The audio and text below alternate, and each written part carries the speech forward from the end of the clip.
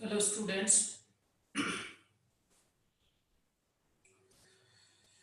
चलो, कल हमने जो बात की थी वहां से आगे कंटिन्यू करते हैं। Good morning, good morning. चलो, कल हमने बात की थी पाथ ऑफ ट्रांसपोर्ट की, ठीक है। तो उसमें मैंने आपको दो टाइप बताए थे, एक था एपोप्लास्ट और दूसरा क्या था, सिनप्लास्ट। ठीक है। जो पाथ था ट्रांसपोर्ट का वो क्या था, एपोप्लास्ट था और सिनप्लास्ट था। एपोप्लास्ट जो पाथ था वहां से क्या हो रहा था, वाटर जा रहा था नॉन लिविंग स्पेस में, यानी कि सेल वॉल के थ्रू जा रहा था, या सेल दो सेल के बीच में जो स्पेस होता है ना, इंटरसेलुलर स्पेस, वहां के थ्रू जो है सबस्टेंस या वाटर जो है वो ट्रांसपोर्ट कर रहा था। सिनप्लास्ट की बात करें तो सिनप्लास्ट को भी मैंने डिवाइड किया था दो पार्ट में, vacuolated and non vacuolated. Vacuolated में मींस वैक्यूल उसमें इन्वॉल्व हो रही थी, और नॉन वैक्यूलेटेड के अंदर उसमें वैक्यूल इन्वॉल्व नहीं हो रही थी। ठीक है। अब देखिएगा, अगर हम बात करें कि प्लांट के अंदर किस तरह से जो है पाथ देखने को मिलता है, एक्सक्लूसिवली एपोप्लास्ट या एक्सक्लूसिवली सिनप्लास्ट या फिर कंबाइंड। तो मैंने कल आपको बताया था कि मोस्ट ऑफ केस में जो कंबाइंड पाथ है यानी एपो और सिन बोथ, तो वो जो है आपका ट्रांसफर करेगा। ठीक है। आप लोगों के पास एनसीईआरटी होगी, तो एनसीईआरटी के अंदर वाटर ट्रांसपोर्ट का एक पाथ दिखाया गया है। ठीक है। जिसमें आप देखोगे कि जब तक आपका एंडोडर्मिस नहीं आता है रूट के अंदर, जब तक एंडोडर्मिस नहीं आता है तब तक उसमें जो पाथ था वो था एपोप्लास्ट। एंडोडर्मिस पर क्या था, कैस्पेरियन स्क्रिप्ट, जो मैं आपको एनाटॉमी के अंदर बता चुका हूँ। रेडियल और टेंजेंशियली सुबेरिन और लिग्निन का डिपोजिशन हो रहा था, जिससे सेल कैसी बन रही थी, इनपर्मिएबल। तो वहां से जो है वाटर मूव नहीं कर पा रहा था, बीच बीच में कुछ सेल जो नॉन सुबेराइज थी वहां से वाटर अंदर जा रहा था। यानी कि जो हमारा एंडोडर्मिस रीजन है, ठीक है, जो हमारा इनरमोस्ट रीजन है आपका जो कॉर्टेक्स का, वहां से पहले यानी बाहर की तरफ जो है वो ट्रांसपोर्ट कैसा था, एपोप्लास्ट। उस एंडोडर्मिस में जो है वो मैं देखने को मिल रहा था सिनप्लास्ट। तो बेसिकली देखा जाए तो कंबाइंड फॉर्म होता है दोनों का, जिससे कि इजीली जो है वाटर मूव कर सके। ठीक है। अब देखिएगा वाटर का जो ट्रांसपोर्ट हो रहा है, ठीक है, वो तो हमने देख लिया। अब वाटर का एब्जॉर्प्शन और देख लेते हैं। ठीक है।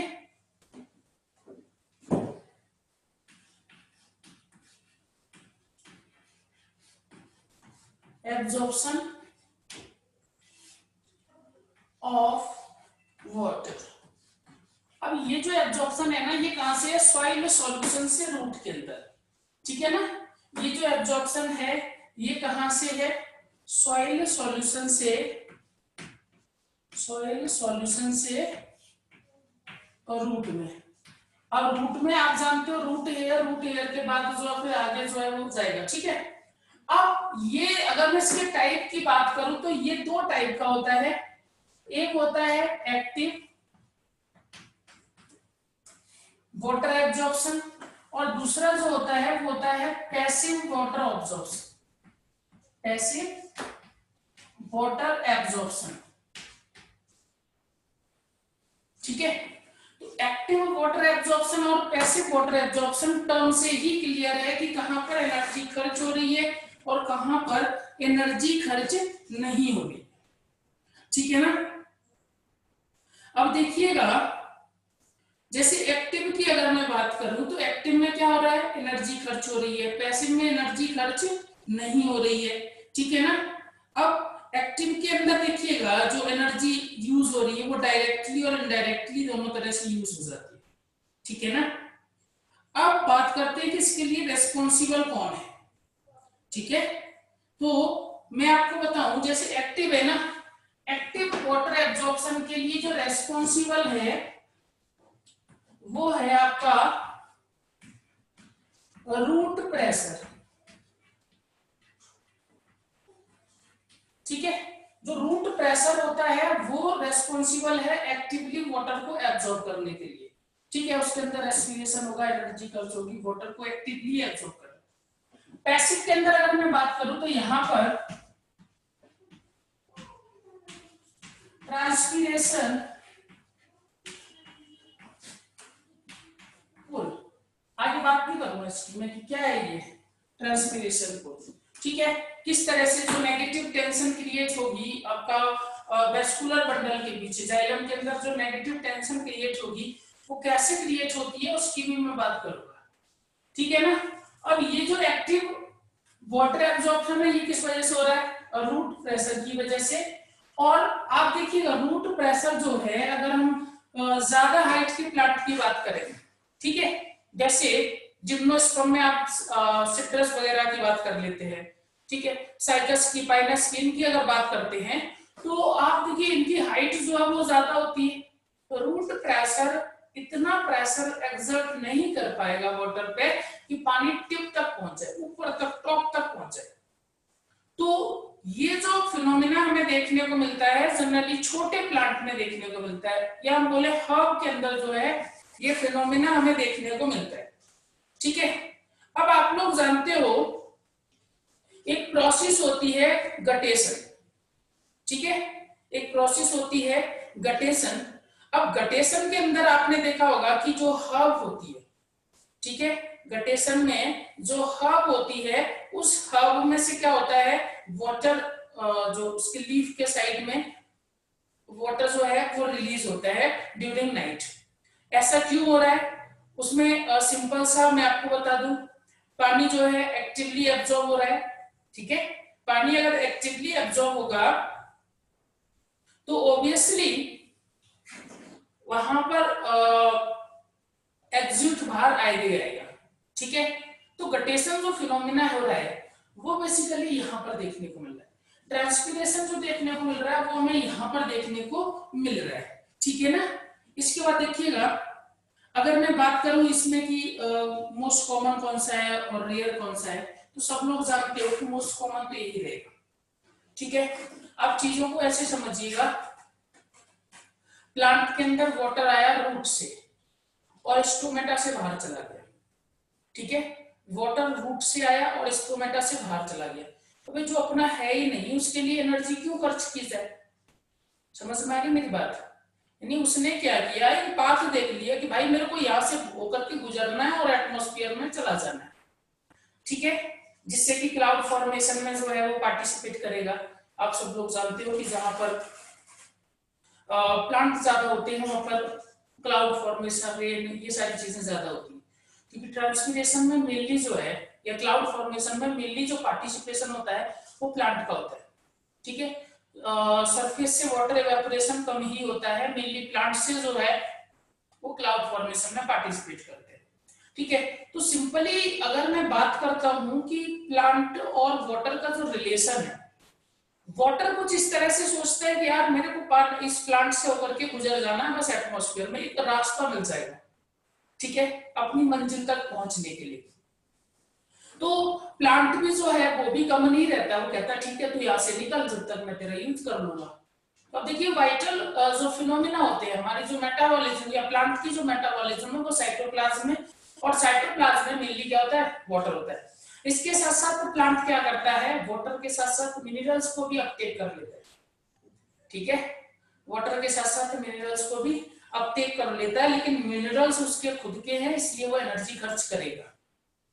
मिनरल्स का वो सॉइल से लेगा, यूज करेगा, और वो किसी एटमॉस्फेयर में रिलीज नहीं करना है उनको कि ये मिनरल दिया और निकाल दिया, ऐसा कुछ नहीं। तो वो उसके पास रहेंगे तो उसके लिए वो एनर्जी खर्च करेगा। ऐसे फूड ट्रांसलोकेशन की बात करें तो फूड उसने खुद सिंथेसाइज किया, खुद यूज करना है, तो वो क्या करेगा, एनर्जी खर्च करेगा उसको ट्रांसपोर्ट में। ठीक है, तो आप इसको ऐसे ध्यान रख सकते हो कि यार जो अपना है ही नहीं उसके लिए क्यों एनर्जी खर्च की जाए। ठीक है, तो वाटर जो है वो रूट हेयर से आया जाइलम के थ्रू और स्टोमेटा से होकर के बाहर चला गया। उस बीच में प्लांट की जो है बात की जाए तो वो बस उसका यूज करता है, अभी मिनरल्स को जो है वहां से अपटेक करा लेता है, ट्रांसपोर्ट करा लेता है। ठीक है, अपनी जो मेटाबॉलिज्म है वो वहां पर कर लेता है, और वेस्ट मटेरियल जो है अगर उनको एक्सक्रीट करना हो एक्सेट्रा, तो इन सब चीजों में वो यूज कर लेते हैं। ठीक है, इसके बाद देखिए आगे बढ़ते हैं हम, जो वाटर एब्जॉर्प्शन को फैक्टर कौन कौन से अफेक्ट करते हैं, यहां से क्वेश्चन पूछ दिया जाता है। ठीक है, फैक्टर जो वाटर एब्जॉर्प्शन को अफेक्ट करे। ठीक है, देखो अगर मैं बात करूं सॉइल वाटर की, फैक्टर, ठीक है, which affect the absorption of water, तो सबसे पहला हमारा जो फैक्टर होगा वो क्या होगा, सॉइल वाटर ही होगा। ठीक है, तो जितना सॉइल वाटर होगा उतना क्या होगा, वाटर एब्जॉर्प्शन। ठीक है, लेकिन ध्यान रखना जो सॉइल वाटर है ये आपका कौन सा होना चाहिए, अप टू फील्ड कैपेसिटी। कल हम बात कर चुके हैं फील्ड कैपेसिटी के बारे में। अप टू फील्ड कैपेसिटी जो है, अगर वाटर है सॉइल के अंदर तो उसके अंदर वाटर एब्जॉर्प्शन बढ़ेगा। अगर पानी कम होता है तो आप जानते हो प्लांट विल्टिंग शो कर देता है, अगर सॉइल में वाटर कम होता है तो। ठीक है, ऐसे ही अगर कंसंट्रेशन की बात करें, ठीक है, अगर हम सॉइल सॉल्यूशन की कंसंट्रेशन की बात करें, कंसंट्रेशन ऑफ सॉइल सॉल्यूशन, ये आपका इनवर्सली प्रोपोर्शनल होता है वाटर एब्जॉर्प्शन।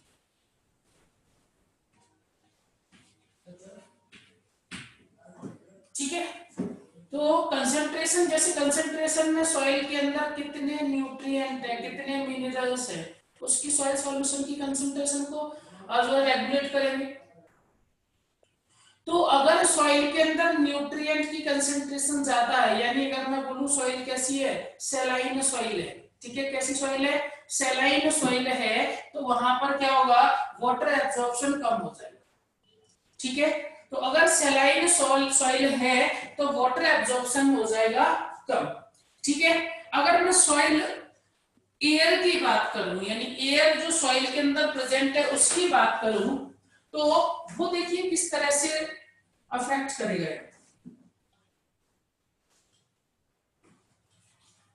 सॉइल एयर, तो ये जो है आपका वाटर एब्जॉर्प्शन के डायरेक्टली प्रोपोर्शनल होता है। रीजन क्या होता है, देखो सॉइल के अंदर अगर एयर होती है तो वहां पर क्या होगा, रेस्पिरेशन ज्यादा होगा, रेस्पिरेशन ज्यादा होगा तो वहां पर वाटर एब्जॉर्प्शन भी ज्यादा हो जाएगा। ठीक है ना, इसके बाद देखिएगा एक दो फैक्टर और देख लेते हैं, जैसे रूट सिस्टम किस तरह से डेवलपमेंट है। ठीक है ना, रूट सिस्टम जो है हम बोल सकते हैं एक्सटेंसिवनेस ऑफ रूट। अपना कौन सा नेक्स्ट नंबर 4,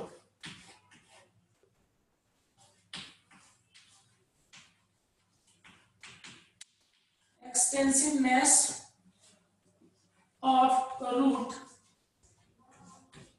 ये भी डायरेक्टली प्रोपोर्शनल होती है वाटर एब्जॉर्प्शन।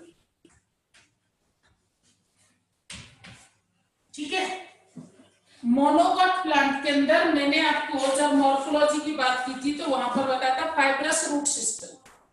ठीक है, और फाइब्रस रूट सिस्टम जो है ये आपका जो आपका टैप रूट सिस्टम था, जो मेन रूट सिस्टम था प्लांट का, उसको रिप्लेस करने के बाद बना था। ठीक है, जैसे आपने देखा होगा बीट का प्लांट हो गया, बार्ले का हो गया, मेज का हो गया, राइस का हो गया, तो आपने इनके रूट देखे होंगे। तो जब प्लांट छोटा होता है, सीड जर्मिनेट होता है, तो उसके अंदर simple primary root, secondary, tertiary वो रूट प्रेजेंट होती है। लेकिन थोड़े टाइम बाद उन रूट को रिप्लेस कर दिया जाता है और वहां पर सेकेंडरी फाइब्रस रूट जो है वो ओरिजिनेट हो जाता है। ठीक है, तो फाइब्रस रूट सिस्टम में आप देखिएगा उससे फायदा क्या हो जाता था, सरफेस एरिया ज्यादा हो जाता था। सरफेस एरिया अगर ज्यादा हो रहा है, ठीक है, तो वाटर एब्जॉर्प्शन, मिनरल एब्जॉर्प्शन, वो सारी चीजें प्लांट के अंदर हमें ज्यादा देखने को मिलती। ठीक है ना, तो जो एक्सटेंसिवनेस है रूट का वो भी वाटर एब्जॉर्प्शन के डायरेक्टली प्रोपोर्शनल होता है। ठीक है ना, ट्रांसपीरेशन की अगर मैं बात करूं तो देखो ट्रांसपीरेशन मैंने यहां पर बताया भी कि ट्रांसपीरेशन पुल की वजह से पैसिव एब्जॉर्प्शन हो रहा है। तो अगर ट्रांसपीरेशन कहीं ज्यादा देखने को मिला हमें,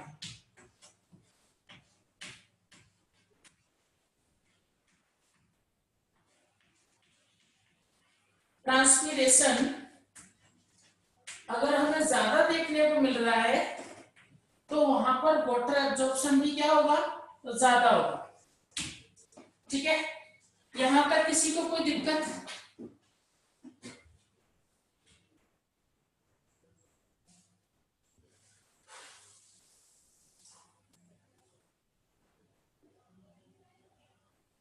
ओके,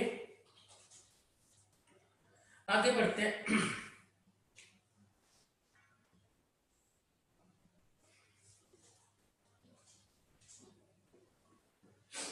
ओके, अच्छा एक मैसेज था किसी स्टूडेंट का। अच्छा, जो हम टेस्ट करते हैं, ठीक है, उसको अभी कंटिन्यू करते हैं। जो हम टेस्ट करते हैं ना, अलग से जो क्वेश्चन करते हैं प्रैक्टिस कि क्वेश्चन प्रैक्टिस करने के लिए हम क्वेश्चन कब प्रोवाइड करेंगे, यानी मैं क्वेश्चन कब प्रोवाइड करूंगा। तो मैंने आपको इनिशियली बता दिया था कि जिस दिन हमारा चैप्टर कंप्लीट होगा उसी दिन आपको क्वेश्चन मिलेंगे। ठीक है, जिस दिन हमारा चैप्टर कंप्लीट होगा उसी दिन हमें क्या मिलेंगे, क्वेश्चंस मिलेंगे। ठीक है, अगर मान लीजिएगा, ठीक है, अगर मान लीजिएगा कि हमारा चैप्टर फिनिश नहीं हो रहा है, ठीक है, जैसे कोई चैप्टर हमने शुरू किया, अब वो नहीं हो रहा है कि आज चैप्टर फिनिश नहीं हो पाएगा, तो क्वेश्चंस, हाँ, ग्रुप में अगर आप सब लोग डिमांड करोगे तो कोई भी चैप्टर जो हमारा हो चुका है, ठीक है, कोई भी चैप्टर जो हमारा हो चुका है, आप वहां से, जब तक चैप्टर नहीं हो रहा, जिस दिन चैप्टर होगा उस दिन उसी चैप्टर के, ठीक है, लेकिन जिस दिन चैप्टर नहीं हो पा रहा है या मान लीजिए क्वेश्चन आपको करने ही है, ठीक है, तो सब लोग आपस में जो है अपनी राय बना लेंगे और चैप्टर मुझे बता देंगे, ठीक है ना। और इंडिविजुअली, तो इंडिविजुअली थोड़ा सा मुश्किल होता है, बट मैं ट्राई करूंगा आपको, जैसे इंडिविजुअली किसी को कोई चैप्टर चाहिए होता है तो मैं कोशिश करूंगा उसको वो मिल जाए। ठीक है, ये वाला पॉइंट क्लियर है सभी को? ठीक है, तो आपने इसमें कंफ्यूजन नहीं रहना चाहिए कि हमें कब क्वेश्चंस मिलेंगे कब नहीं मिलेंगे वगैरह वगैरह। ठीक है, आगे बढ़े भाई।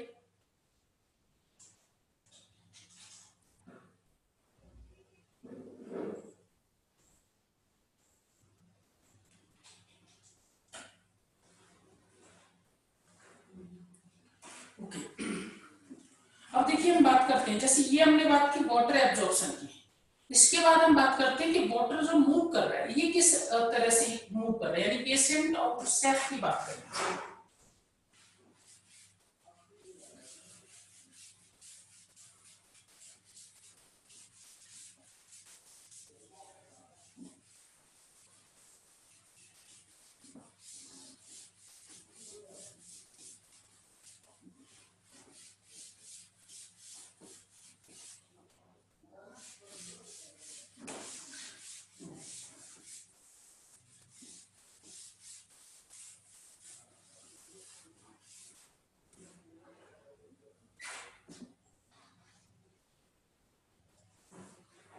देखो,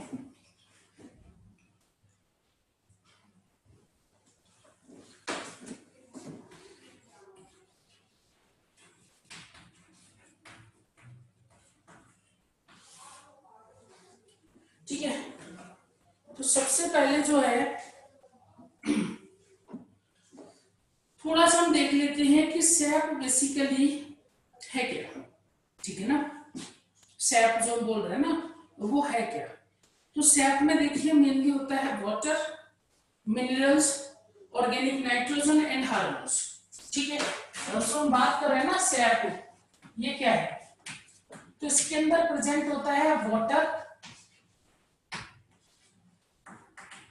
मिनरल्स, ठीक है, और क्या प्रेजेंट होगा, ऑर्गेनिक नाइट्रोजन, ठीक है, और क्या प्रेजेंट होगा, हार्मोन।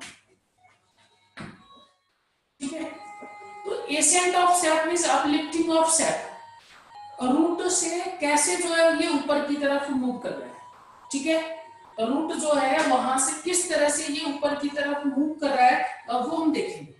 अब देखिए इसके लिए जो थ्योरी थी, जो वाइडली एक्सेप्टेबल थ्योरी है, वो बेसिकली थ्योरी हमारी फिजिकल फोर्स थ्योरी। बट थोड़ा सा मैं आपको और बता दूं, जैसे एक थी वाइटल फोर्स थ्योरी, ठीक है, एक थ्योरी थी एसेंट ऑफ सैप को लेकर के, वाइटल फोर्स थ्योरी। और वाइटल फोर्स थ्योरी हमारे इंडियन बॉटनिस्ट जो थे जेसी बॉस, ठीक है ना।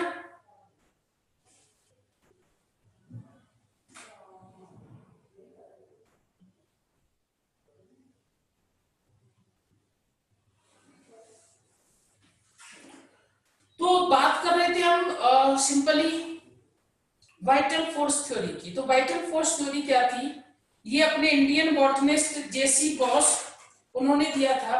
इस थ्योरी के अंदर आप कुछ इस तरह से समझ सकते हो, जैसे मान लीजिएगा ये जाइलम है, ठीक है, ये जो है प्लांट के अंदर क्या है, जाइलम है। तो इसके अंदर वाटर जो जा रहा था वो देखो किस तरह से आ रहा, पल्सेशन के थ्रू जा रहा था, इस तरह से जो है उसमें पल्स जनरेट हो रही थी और वाटर ऊपर की तरफ जा रहा था, ठीक है ना। बिल्कुल आप ऐसे समझ सकते हो जैसे हमारी एलिमेंट्री कैनाल होती है, एलिमेंट्री कैनाल में फूड आगे जो मूव करता है, ठीक है, एलिमेंट्री कैनाल के अंदर फूड आगे मूव करता है, तो वो बेसिकली किस वजह से कर पा रहा है, उसके अंदर पल्स जनरेट हो रही है, ठीक है ना, इसलिए वो आगे मूव कर रहा है। तो जेसी बॉस ने यही थ्योरी दी थी, लेकिन आगे चल के जो है इस थ्योरी को पूरी तरह से डिस्कार्ड किया गया था। रीजन आप लोग जानते हो, जाइलम जो होते हैं वो नॉन लिविंग होते हैं, रिजिड होते हैं, उसमें डिपोजिशन होता है लिग्निन और सुबेरिन का, ठीक है। तो वो अगर इतना डिपोजिशन है उसके अंदर तो किस तरह से इस तरह से पल्स जनरेट कर लेगा, ओके। तो ये थ्योरी बाद में जो है डिस्कार्ड कर दी गई थी। इसके बाद दूसरी जो है रूट प्रेशर थ्योरी, दूसरी थ्योरी जो है रूट प्रेशर थ्योरी। और रूट प्रेशर थ्योरी के अंदर भी क्या है, रूट एक्टिवली वाटर को एब्जॉर्ब करेगी और ऊपर की तरफ पुल करेगी, सॉरी पुश करेगी ऊपर की तरफ, ठीक है। रूट वाटर को एब्जॉर्ब करेगी और क्या करेगी, पुश करेगी, ठीक है। अब देखिए अगर रूट वाटर को पुश करेगी तो क्या जो हाइट वाले प्लांट है, जैसे हम देवदार की बात करें, ठीक है, हम जो है पाइनस की बात करें, ठीक है, तो क्या इनके टॉप तक रूट इतना प्रेशर जनरेट कर पाएगी कि वहां तक पानी पहुंच पाए, तो आंसर नो। तो रूट प्रेशर थ्योरी जो है वो हब पर एप्लीकेबल, छोटे छोटे प्लांट होते हैं उस पर ये एप्लीकेबल होती है, ठीक है, बाकी जगह पर ये एप्लीकेबल नहीं होती है। इसके बाद जो है हम बात कर रहे थे फिजिकल फोर्स थ्योरी की, ठीक है ना। ये थ्योरी जो है डिक्सन एंड जॉली ने दी थी।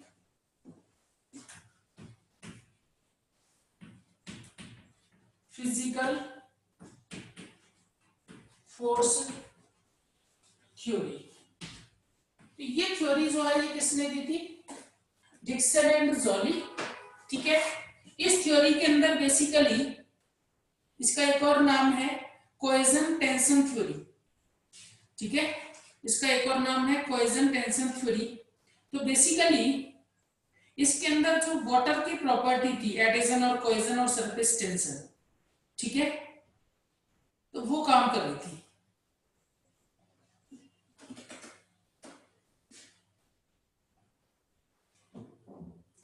देखो इस थ्योरी के अंदर दो फैक्टर काम कर रहे थे, एक जो है प्रॉपर्टी ऑफ वाटर, वाटर की प्रॉपर्टी जो है वो भी काम कर रही थी, और दूसरा जो है वो आपका प्रॉपर्टी ऑफ वेस्कुलर बंडल, यानी कि जाइलम की बात करेंगे हम यहाँ पर, ठीक है। तो ये दोनों जो है यहाँ पर काम कर रही थी। वाटर की प्रॉपर्टी की अगर मैं बात करूं तो देखिएगा उसके अंदर एडिशन हमें देखने को मिलता है, कोहेजन देखने को मिलता है और सरफेस टेंशन, ठीक है, एडिशन कोहेजन और सरफेस टेंशन।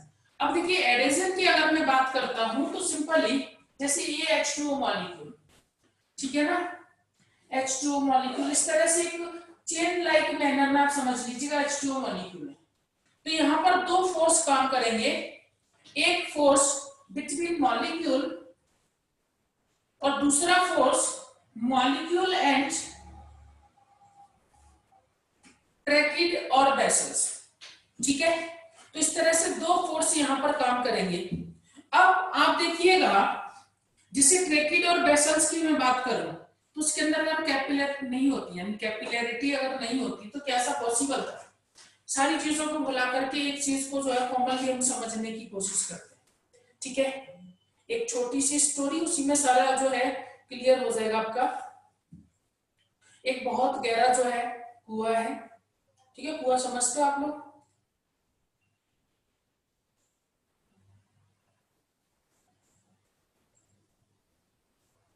अरे कुआं तो समझते होंगे ना? हाँ वही है, तो गहरा जो है कुआं है, ठीक है। अब उसके अंदर कुछ इस तरह से समझ लीजिए, जैसे मान लीजिए हमारे पास ये है, ये कुआं, ठीक है। यहां पर नीचे बॉटम पर एक गोल्ड चेन पड़ी हुई है, ठीक है, बहुत बड़ी गोल्ड चेन पड़ी हुई है बॉटम पर। आपने उसको देखा, ठीक है, और ऑब्वियसली मन करेगा कि यार क्यों ना इसको जो है हम वहां से उठा के ले रहे हैं। खास बात वहां पर कोई रस्सी नहीं है आसपास, ठीक है, कोई सीढ़ी नहीं है, तो आपने जाना कैसे होगा? तो पहले हम देखते हैं कुएं की प्रॉपर्टी आपके लिए अच्छी है कि नहीं है, यानी कि हम बात करेंगे वेस्कुलर बंडल की, ठीक है। तो वेस्कुलर बंडल के अंदर अब देखिए ये वाला एरिया, ये सरफेस एरिया अगर बहुत ज्यादा हो, ठीक है, बहुत ज्यादा जो सरकमफेरेंस में है, तो क्या हम नीचे जा सकते हैं? बिल्कुल नहीं जा सकते, अगर गए तो फिर वापस नहीं आएंगे, ठीक है ना। हो सकता है बहुत ज्यादा ऊपर चले जाए, तो इसका सरफेस एरिया वो है, अगर इसका जो सरकमफेरेंस है ज्यादा हुआ नहीं जा सकते, लेकिन कम हुआ बिल्कुल जा सकते हैं। हम इस तरह से अपने हाथों को जो है सटाते हुए नीचे तक जा सकते हैं, ठीक है। लेकिन ये प्रॉपर्टी हमारे अंदर भी होनी चाहिए। अगर मान लीजिए हम वीक हुए तो हाथ सटाया सीधे नीचे फिर ऊपर निकल गए तो कोई फायदा नहीं देगा, ठीक है। तो जो प्रॉपर्टी है कुएं की वो कैपिलैरिटी, यानी कि इसका जो सरकमफेरेंस है वो कम होना चाहिए, ठीक है। हमारी प्रॉपर्टी यानी हमें जाना है तो हमारी प्रॉपर्टी भी कुछ ऐसी होनी चाहिए कि हम फिजिकली स्ट्रांग हो, जिससे आराम से नीचे तक पहुंच जाए, यानी force between bottom molecule and capillary. दूसरा, इसको जब हम वहां से लेकर गए तो ऊपर तक आ पाए, ठीक है। ऐसा नहीं है अगर ये बिखरे हुए पड़े रहते सारे के सारे जो चेन है उसके जो, इसको मैं बहुत सारे पीस में ब्रेक कर दूं तो लाना मुश्किल हो जाता, लेकिन ये जुड़े हुए होते हैं तो एक एंड पकड़ा और बाहर आ गए, बाहर आने के बाद उसको क्या किया हमने, बाहर पुल कर दिया, ठीक है। तो आप देखिएगा प्रॉपर्टी दोनों ही काम करेंगी। पानी भी कुछ इसी तरह से प्लांट के ऊपर जो है या प्लांट के अंदर मूव करता है। मॉलिक्यूल मॉलिक्यूल के बीच में फोर्स लगता है, मॉलिक्यूल एंड कैपिलरी बॉल के बीच में फोर्स लगता है। अगर इसका जो है सरकमफेरेंस ज्यादा होता तो शायद मॉलिक्यूल उतना प्रेशर क्रिएट नहीं कर पाते वहां पर नेगेटिव, और मॉलिक्यूल ऊपर नहीं मूव कर पाते, ठीक है ना। तो एक्चुअल में फिजिकल फोर्स थ्योरी कुछ नहीं है, यही है कुएं से हमें जो है गोल्ड चेन निकालनी होती है, ठीक है। यहां तक जो है मेरे ख्याल से आपको समझ में आ गया होगा।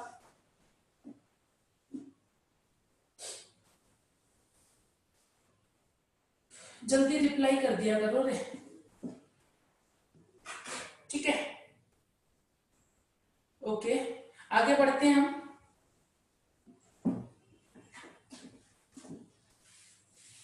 अब ये जो फिनोमिना हो रहा है, वाटर जो प्लांट के अंदर मूव कर रहा है, ये कर रहा है ट्रांसपीरेशन की वजह से। तो क्यों ना हम ट्रांसपीरेशन के बारे में भी पढ़ लेते हैं।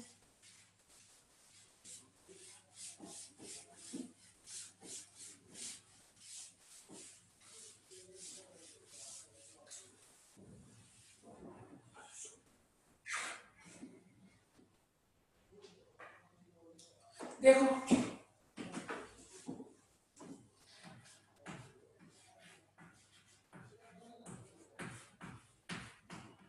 ट्रांसपीरेशन,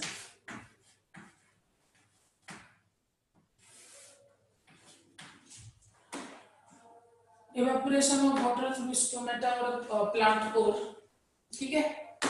अब ये जो ट्रांसपीरेशन है प्लांट के अंदर, ये हमें कहां से देखने को मिल रहा है? देखो स्टोमेटा से हमें देखने को मिलता है, क्यूटिकल लेयर से भी, बार्क से भी, ठीक है ना, और लेंटिसल सेल जो मैंने आपको बताया था वहां से भी हमें देखने को मिलता है। बट मेनली जो ट्रांसपीरेशन होता है वो होता है स्टोमेटा के थ्रू। स्टोमेटा का स्ट्रक्चर जो है वो मैंने आपको शुरू में बताया भी था, ठीक है। तो उसमें देखिएगा एक जो है होती है गार्ड सेल, डाइकॉट के अंदर बीन शेप की होती है, ठीक है। तो ये जो है गार्ड सेल, इसकी इनर लाइनिंग जो है थिक होती है, बाहर वाली थिन होती है।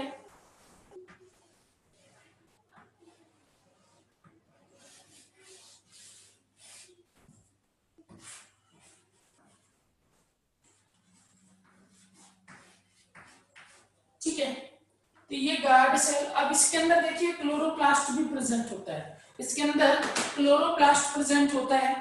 ठीक है, इसके अंदर वैक्यूल प्रेजेंट होती है। देन बाहर इसके मैं बात करूं तो सब्सिडरी सेल प्रेजेंट होती है। गार्ड सेल के बाहर जो है यहाँ पर सब्सिडरी सेल, एपिडर्मिस सेल का ही मॉडिफिकेशन है, और इसके बाहर जो है प्रेजेंट होगी एपिडर्मल सेल।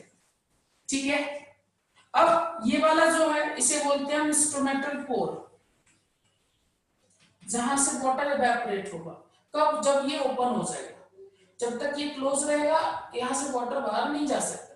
ठीक है, अब देखिएगा एक आता है स्टोमेटल अपर्चर और एक आता है स्टोमेटल अपैरेटस। ठीक है, दोनों टर्म एक जैसे लगती है। अपर्चर का मतलब होता है पोर। तो अगर वो क्वेश्चन में आपसे पूछता है स्टोमेटल अपर्चर, मींस पोर की बात कर रहे हैं, ये स्टोमेटल अपर्चर। लेकिन अगर पूछता है स्टोमेटल अपैरेटस, तो अपैरेटस में पूरी स्ट्रक्चर आ जाएगी। ठीक है ना, तो ये जो है यहां से होना है ट्रांसपीरेशन। अब देखो ट्रांसपीरेशन जो है ये बेसिकली किस तरह से हो रहा है। ठीक है, तो मैंने आपको बताया था फोटोसिंथेसिस में कि जो ट्रांसपीरेशन लॉस था वो क्या होता है, वो मैंने वहां पर बताया था कि CO2 मॉलिक्यूल को अंदर लेने के लिए वाटर मॉलिक्यूल को बाहर जाना पड़ता है। तो वाटर मॉलिक्यूल बाहर जो जा रहे हैं वही क्या है? ट्रांसपीरेशन। ठीक है, बहुत सारी थ्योरी आई थी ओपनिंग और क्लोजिंग के लिए, इंस्ट्रूमेंटा के ओपनिंग और क्लोजिंग के लिए। लेकिन जो थ्योरी हम मेनली पढ़ते हैं ओपनिंग के लिए पोटेशियम और प्रोटॉन एक्सचेंज थ्योरी है, और क्लोजिंग के लिए एब्सेसिव एसिड थ्योरी है। ठीक है ना, तो ध्यान रखना ओपनिंग के लिए जो है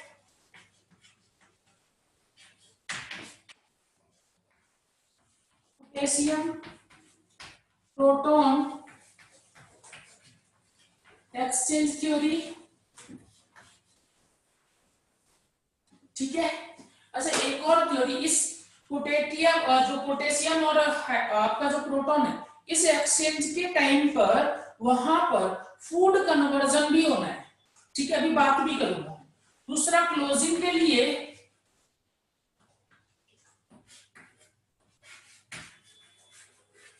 एब्सेसिक एसिड थ्योरी, यानी जो एब्सेसिक एसिड होता है ना, पीजीआर में पढ़ेंगे हम, तो एब्सेसिक एसिड जब बनेगा तो स्ट्रोमेटा क्या हो जाएंगे? क्लोज हो जाएंगे। ठीक है, अब देखिए होता क्या है स्टोमेटल के मूवमेंट की अगर मैं बात करूं तो गार्ड सेल के अंदर बेसिकली 5 जो फैक्टर है। ठीक है ना, ओपनिंग के लिए जो स्टार्च शुगर थ्योरी, अब स्टार्च शुगर थ्योरी के साथ ही आपका जो है पोटेशियम प्रोटॉन एक्सचेंज हो जाता है। ठीक है, तो आप जो है यहाँ पर एक और लिख सकते हो स्टार्च शुगर थ्योरी। ठीक है, अब देखिएगा जो गार्ड सेल के अंदर फैक्टर है, अगर मैं इनकी बात करूं तो कौन कौन से फैक्टर हैं? Conversion of starch and sugar, CO2, pH, ठीक है ना, आपका जो है ऑस्मोटिक प्रेशर और टर्गर प्रेशर।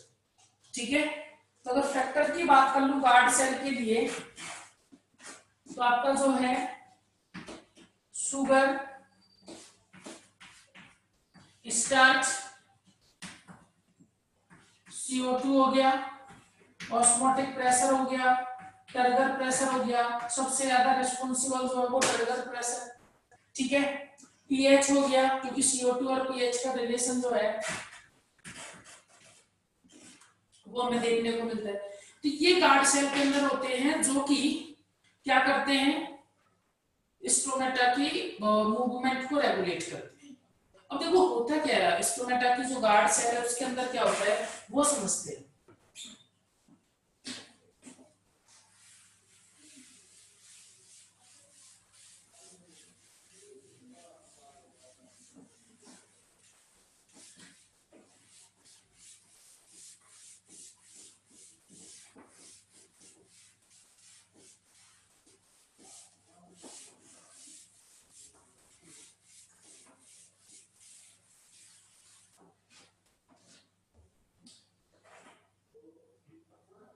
जैसे हमारे पास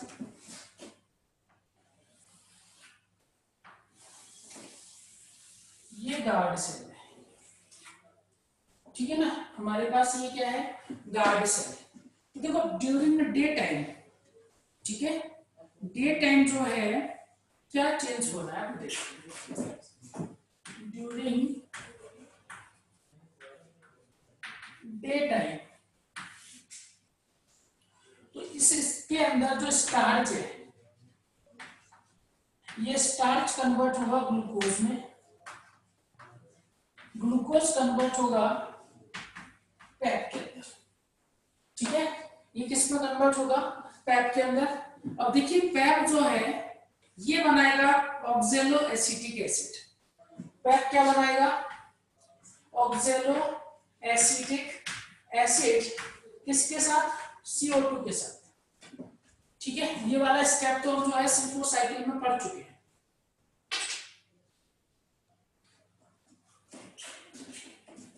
ये आपका जो है क्या है,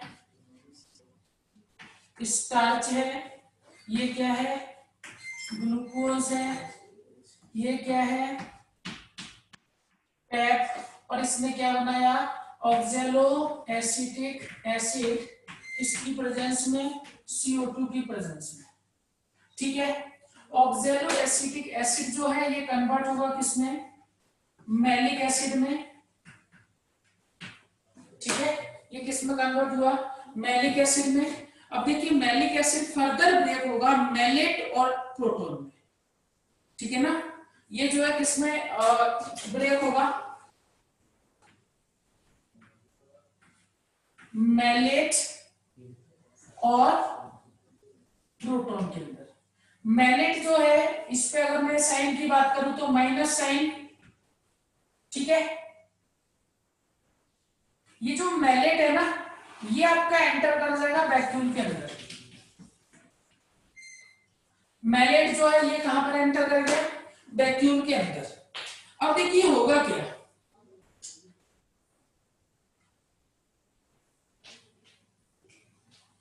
ये जो प्रोटॉन है ना, ये प्रोटॉन यहां से जाएगा बाहर, H+ आ गया बाहर, जब ये बाहर जाएगा तो यहां से कौन आएगा, पोटेशियम अंदर आएगा, आयन को बैलेंस करने के लिए क्लोराइड भी अंदर आएगा, ठीक है ना, तो पोटेशियम अंदर आया और आपका जो है क्लोराइड अंदर आएगा, ठीक है। इस प्रोसेस के अंदर यहां पर एनर्जी भी खर्च होगी, एटीपी ब्रेक हो जाएगा एडीपी के अंदर, ठीक है। जब ये इसके अंदर एंटर किए तो यहां पर देखो क्या बढ़ेगा, ऑस्मोटिक प्रेशर इंक्रीज होगा, ठीक है। ऑस्मोटिक प्रेशर अगर इंक्रीज होता है तो यहां पर हमें देखने को मिलेगा एंडोऑस्मोसिस, एंडोऑस्मोसिस होगा तो टर्गर प्रेशर और ये ओपन हो जाएगा, तो यहां पर हमें देखने को मिलेगा एंडोऑस्मोसिस, एंडोऑस्मोसिस हुआ तो टर्गर प्रेशर राइज होगा, टर्गर प्रेशर अगर राइज होता है तो स्टोमेटा क्या हो जाएंगे, ओपन हो जाएंगे, ठीक है। तो इस तरह से स्टोमेटा जो है वो ओपन होते हैं, ठीक है। अगर इसके अंदर एब्सिसिक एसिड बन गया तो ये सारे फिनोमिना रिवर्स डायरेक्शन में और वहां पर क्या होना है, स्टोमेटा क्लोज हो जाएंगे, एक्सोस्मोसिस हुआ स्टोमेटा क्लोज हो जाएंगे, ठीक है ना। यहां तक किसी को कोई दिक्कत,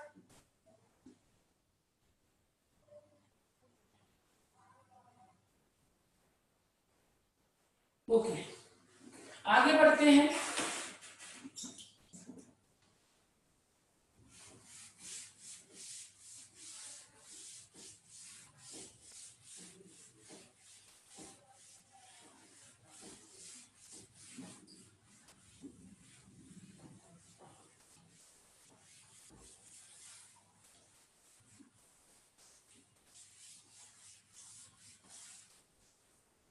थोड़ा सा बात करते हैं फैक्टर्स की जो स्टोमेटल ओपनिंग को अफेक्ट करते हैं, ठीक है।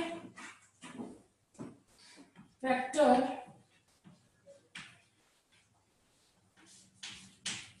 अफेक्टिंग स्टोमेटल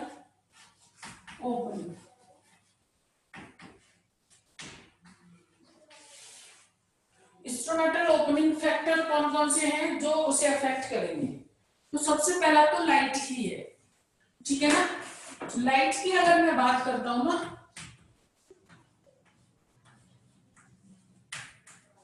ये आपका स्टोमेटल ओपनिंग, ठीक है। इसमें ध्यान रखना मैक्सिमम जो ओपनिंग होगी वो होगी ब्लू लाइट के अंदर, ठीक है। व्हाइट लाइट में ओपन होती है, लेकिन मैक्सिमम जो ओपनिंग होगी वो कहां पर होगी? ब्लू लाइट के अंदर होगी, ठीक है। इसके बाद देखिएगा ह्यूमिडिटी की अगर मैं बात करूं, ठीक है, तो ह्यूमिडिटी में पहला हमारा लाइट, दूसरा हमारा ह्यूमिडिटी।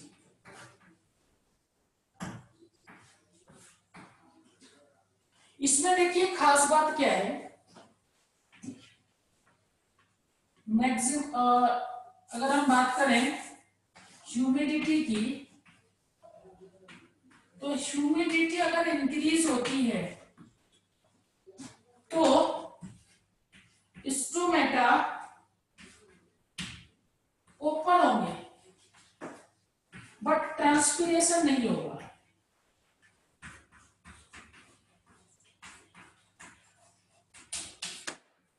ठीक है। जैसे हमारे एटमॉस्फेयर के अंदर अगर ह्यूमिडिटी बढ़ती है तो स्टोमेटा तो ओपन हो जाते हैं बट ट्रांसपीरेशन वहां पर नहीं होता है, ठीक है। इसके बाद कुछ ग्रोथ रेगुलेटर की अगर मैं बात करूं तो जैसे ऑक्सिन हो गया, साइटोकाइनिन हो गया, ये स्टोमेटा की ओपनिंग को प्रमोट करते हैं, और एब्सिसिक एसिड जो है उसकी क्लोजिंग को प्रमोट करता है, ठीक है। तो ऑक्सिन और साइटोकाइनिन क्या करते हैं? स्टोमेटा की ओपनिंग को प्रमोट करते हैं, जबकि एब्सिसिक एसिड जो है वो क्या करता है? स्टोमेटा की क्लोजिंग को प्रमोट करता है, ठीक है। इसके बाद हम बात करते हैं उन फैक्टर के बारे में जो ट्रांसपीरेशन को अफेक्ट करेंगे, ठीक है ना। फैक्टर जो ट्रांसपीरेशन को अफेक्ट कर रहे हैं उनकी बात करेंगे।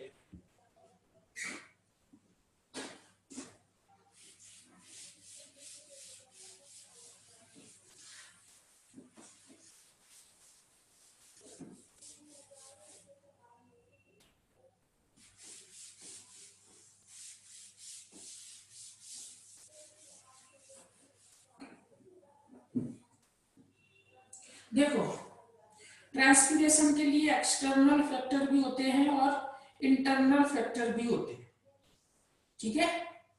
एक्सटर्नल फैक्टर भी होते हैं और इंटरनल फैक्टर भी होते हैं। तो कुछ एक्सटर्नल फैक्टर की बात कर रहे हैं।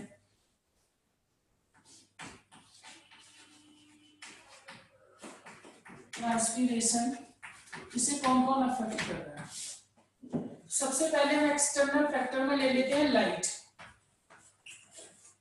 लाइट जो है ये डायरेक्टली प्रोपोर्शनल होती है ट्रांसपीरेशन के, लाइट ज्यादा ट्रांसपीरेशन ज्यादा। टेम्परेचर की अगर मैं बात करूं तो टेम्परेचर भी ट्रांसपीरेशन के डायरेक्टली प्रोपोर्शनल होता है। अगर मैं ह्यूमिडिटी की बात करूं तो ह्यूमिडिटी ट्रांसपीरेशन के इनवर्सली प्रोपोर्शनल होता है, ठीक है ना। ह्यूमिडिटी जो है ये ट्रांसपीरेशन के इनवर्सली प्रोपोर्शनल होता है,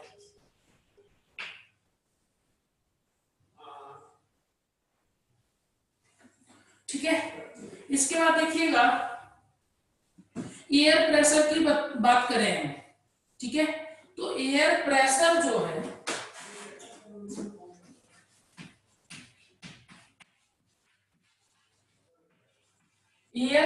जो है ये भी हमारा रेट ऑफ ट्रांसपीरेशन के इनवर्सली प्रोपोर्शनल होता है, ठीक है। एयर प्रेशर जो है ये भी रेट ऑफ ट्रांसपीरेशन के लिए इनवर्सली प्रोपोर्शनल होता है, ठीक है। अगर मैं विंड वेलोसिटी की बात करूं,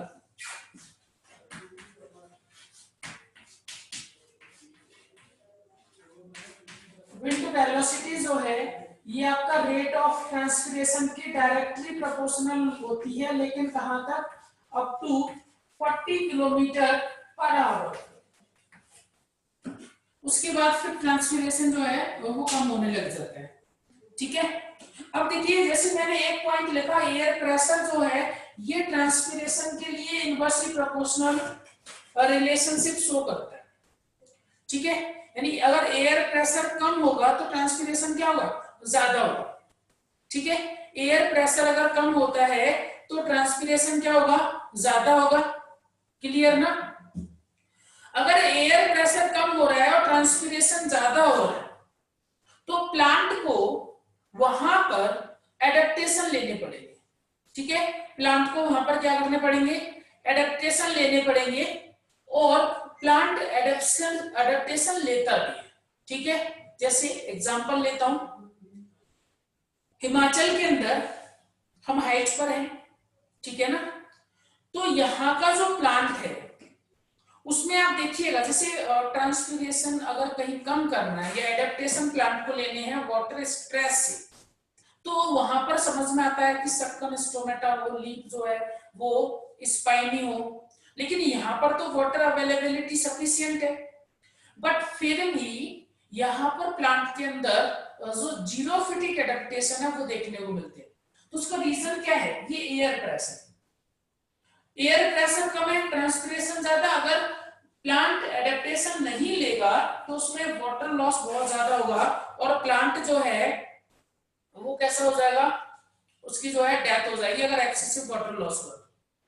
तो आपने देखा होगा हिली रीजन में जो प्लांट होते हैं उनका लीफ का सरफेस एरिया को कम कर लेते हैं, उनके ऊपर क्यूटिकल की मोटी लेयर होती है। ठीक है, तो जीरोफिटिक एडेप्टेशन हाई एल्टीट्यूड पर जो आते हैं, जीरोफिटिक एडेप्टेशन जो हाई एल्टीट्यूड पर आते हैं, तो उसका रीजन क्या है, वो रीजन है rate of transpiration affected by air pressure. ठीक है, इसके बाद देखिए आगे बढ़ते हैं हम, विंड वेलोसिटी की हमने बात ही कर ली। ठीक है, इसके बाद देखिए इंटरनल फैक्टर की अगर मैं बात करूं, अच्छा एक पॉइंट और प्लांट का ही है, रूट शूट रेशियो। ठीक है, एक फैक्टर और है प्लांट का, रूट शूट रेशियो।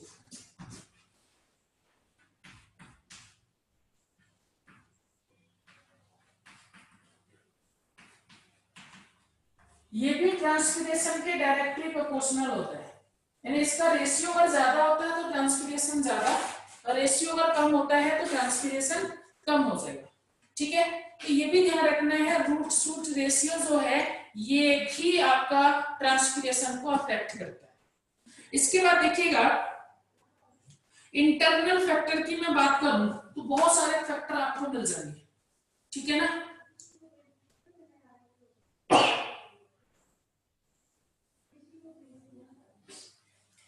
सबसे पहला स्टोमेटल पोजीशन जो प्रेजेंट होता है लीफ पर, यानी लीफ करेक्टर जो है ये ट्रांसपीरेशन को इंटरनली बहुत ज्यादा अफेक्ट करेगा। Number of leaf, surface area of leaf, ठीक है ना, तो ये जो है बहुत ज्यादा अफेक्ट कर रहा होता है ट्रांसपीरेशन को। और भी कई सारे पॉइंट हो जाएंगे, जैसे पोजीशन उसकी क्या है, लीफ में हेयर प्रेजेंट है नहीं है, क्यूटिकल की थिकनेस क्या है, यानी कि लीफ का जो करेक्टर है वो ट्रांसपीरेशन के इंटरनल फैक्टर में आता है। ठीक है, देन हमारा जो है अगर मान लीजिएगा प्लांट की जो स्ट्रक्चर है, ठीक है, प्लांट की स्ट्रक्चर है, मैं जैसे एक डायग्राम बना लेता हूं।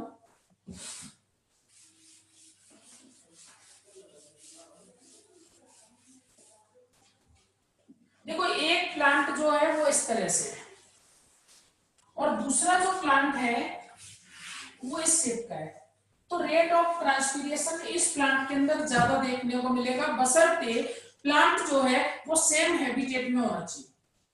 ठीक है, प्लांट जो है वो कैसा होना चाहिए, सेम हैबिटेट में होना चाहिए।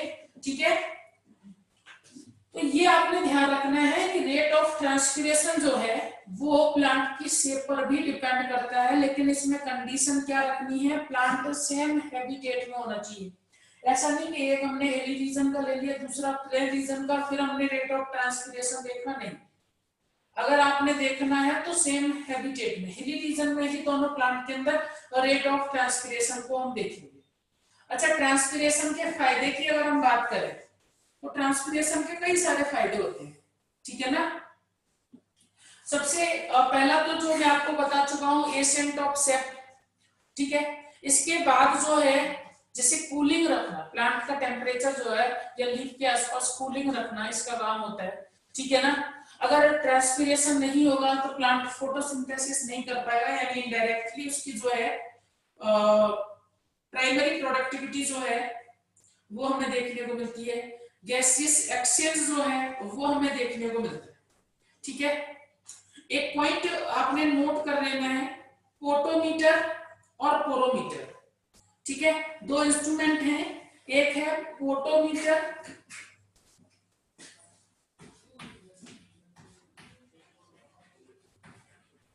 और एक होता है पोरोमीटर, ठीक है। तो देखिएगा जो पोटोमीटर होता है ये रेट ऑफ ट्रांसपीरेशन को मेजर करता है, जबकि पोरोमीटर जो स्टोमेटा का पोर है उसको मेजर करने में, ठीक है, यानी कि स्टोमेटल पोर के डायमीटर को मेजर करने में ये हेल्प करता है, ठीक है। इसके बाद जो है हम बात करते हैं, अच्छा गटेशन की अगर बात करें ना तो गटेशन जो है वो सिंपली क्या है, प्लांट का एग्जीट है, ठीक है। और ये कब होता है, जब प्लांट जो है उसमें रूट प्रेशर देखने को मिला तो हमें गटेशन देखने को मिलता है, ठीक है। क्वेश्चन आ चुका है गटेशन को लेकर के, गटेशन किस वजह से होता है, तो ड्यू टू रूट प्रेशर, ठीक है। दूसरा जो था कि गटेशन का जो एग्जीट होता है उसमें क्या क्या प्रेजेंट होता है, तो जो आपका सैप है, एसेंट ऑफ सैप वही प्रेजेंट होता है, ठीक है।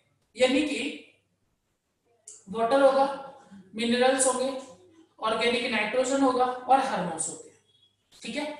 आपने देखा होगा जो हर्ब्स होती है, ठीक है, अगर मॉर्निंग में हम बात करें तो उनके लीफ के साइड में से ड्रॉप ड्रॉप प्रेजेंट होती है, तो वो बेसिकली क्या है, एक्सूट है, गटेशन प्रोसेस के बाद निकला हुआ सैप है, ठीक है। तो उसके कंपोजिशन की अगर हम बात करें तो जो सैप का कंपोजिशन था वही गटेशन के एक्सूट का कंपोजिशन है, ठीक है। अब हम बात करते हैं आगे कि ये तो हमारा रहा वाटर किस तरह से मूव कर गया। अब हम बात करेंगे कि हमारा जो फूड है वो किस तरह से मूव करता है।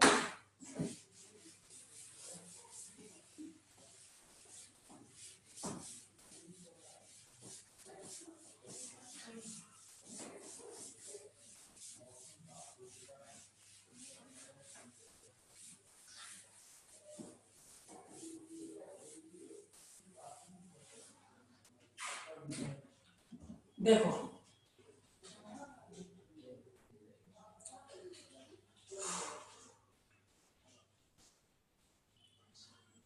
जो ऑर्गेनिक सॉल्यूट है उसके लिए प्रेशर फ्लो हाइपोथेसिस थ्योरी थी, वो काम करती है, ठीक है ना।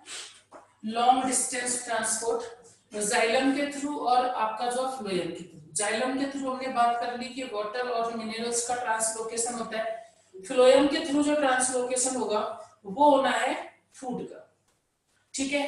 अब देखो कैसे होता है, जैसे मान लीजिएगा हमने जो है ये बनाया जाइलम, ये क्या है जाइलम, इसके पैरेलल में, क्योंकि आप जानते हो कि कॉन्जॉइंट वेस्कुलर बंडल के बाहर अगर हमने जाइलम बना दी तो उसके बाहर जो प्रेजेंट होते हैं फ्लोएम, तो यहां पर प्रेजेंट होंगे फ्लोएम, ये क्या है फ्लोएम, ठीक है। अब जो फूड ट्रांसलोकेटेड होता है फ्लोएम के थ्रू वो होता है bidirectional, source to sink और सोर्स और सिंक चेंज होते रहते हैं।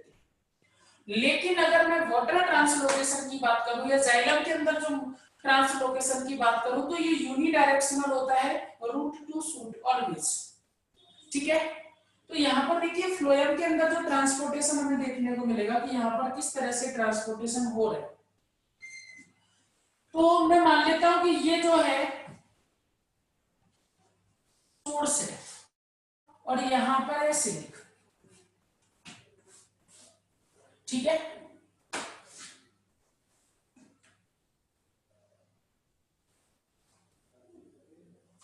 या आप इसको ऐसे ना लेकर के मैं थोड़ा सा, ये तो डायग्राम आपने पैरेलल में बना लिया, इस तरह से लेफ्ट में ले लेते हैं, ये है फ्लोएम और ये है जाइलम।